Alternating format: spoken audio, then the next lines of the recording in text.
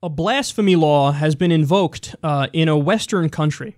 So this is pretty surprising here. The New York Times reports, a 42-year-old man who burned a Quran and posted a video of it on Facebook has been charged with blasphemy in Denmark, a striking decision by prosecutors in a country that is largely secular but has grappled with the role of Islam in public life. The decision stunned many Danes. No one has been convicted of blasphemy in Denmark since 1946, and the country has a long tradition of free speech. Burning the flag is not a punishable crime. Simmering tensions between religious sensitivities and free speech have been a theme in Denmark since 2005, when a newspaper posted 12 cartoons of the Prophet Muhammad. The depictions outrage many Muslims who consider such representations to be blasphemous. The controversy led to deadly riots, attacks on Danish embassies in the Middle East, and a trade boycott against Denmark. But Danish prosecutors at the time refused to charge the newspaper's editors with blasphemy. Okay, here's the deal, man. This isn't a difficult issue. If you're a devout Muslim, if you're a fundamentalist Muslim, you don't burn a Quran. You don't draw the Prophet Muhammad. If somebody is not a devout Muslim or a fundamentalist Muslim, they don't have to abide by your rules.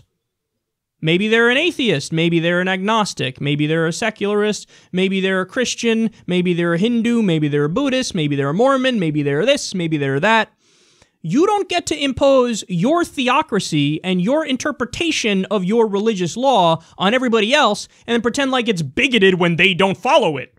No, what's bigoted is you saying, I'm going to make you follow my way and my way alone, my interpretation of my religious law. That is the definition of bigotry. I am not open-minded enough to understand that you may have a differing opinion. So, even if you don't like this guy burning a Quran, okay, you don't have to like it.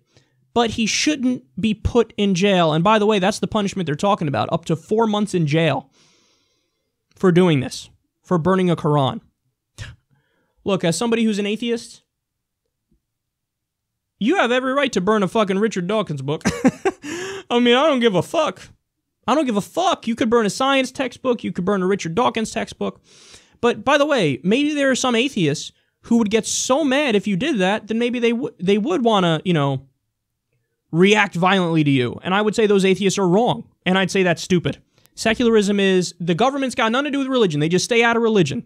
So you can be a Muslim, you could be a Hindu, you could be a Christian, you could be a Buddhist, you could be whatever the fuck you want to be. Any of the 3,000 religions on the planet. You have every right to do that and act as you want as long as you're not taking away anybody else's rights. But you don't get to say, I'm going to force my religion through the state onto you. And to have a blasphemy charge in 2017. Fuck off. Fuck off. As a result of this, I'd say we should go and burn all the holy books. Repeatedly. Everybody in Denmark. So what are you going to say? Arrest us all. Go ahead, arrest us all. Arrest everybody in the country. Imagine 50% of the country woke up tomorrow and said, we're going to burn the Quran, we're going to burn the Bible, we're going to burn the Book of Mormon, or whatever the fuck, and we're just going to burn them all. Go ahead, arrest us all. No, you couldn't do that. That'd be crazy. Here's what a crime is. A violent action taken upon another person. What else is a crime? Well, there's white-collar crime, so, doing some sort of trickery or deceit or fraud in a business deal and not holding up your end of the bargain or screwing somebody over, scamming somebody on purpose. These are real crimes. To say, I don't agree with your religion, so I'm going to burn the book, because also, by the way, there are violent passages in the book, so I'm going to say, in defiance of those passages, let me burn it. That's fine. Look, man, the guy said, I think this is a silly argument. He said, well, I'm burning it because it's self-defense. What does that even mean?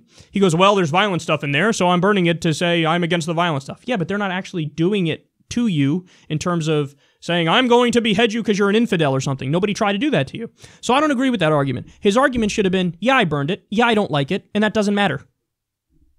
How about that?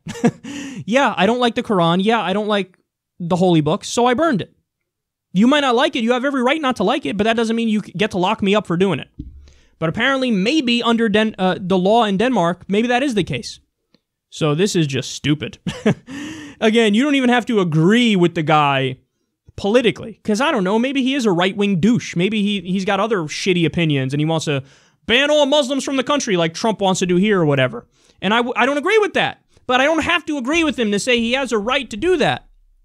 If we lived in a fucking different world and Muslim in Denmark burned a Richard Dawkins book and then he was arrested for offending atheists, I'd say let the guy go. Let him go, let him go. I don't agree with him for burning the book, but let him go. This is what freedom of speech, this is what freedom of thought, this is what freedom of protest is, and that's what an open society believes in. I don't want any theocratic bullshit leaking its way in.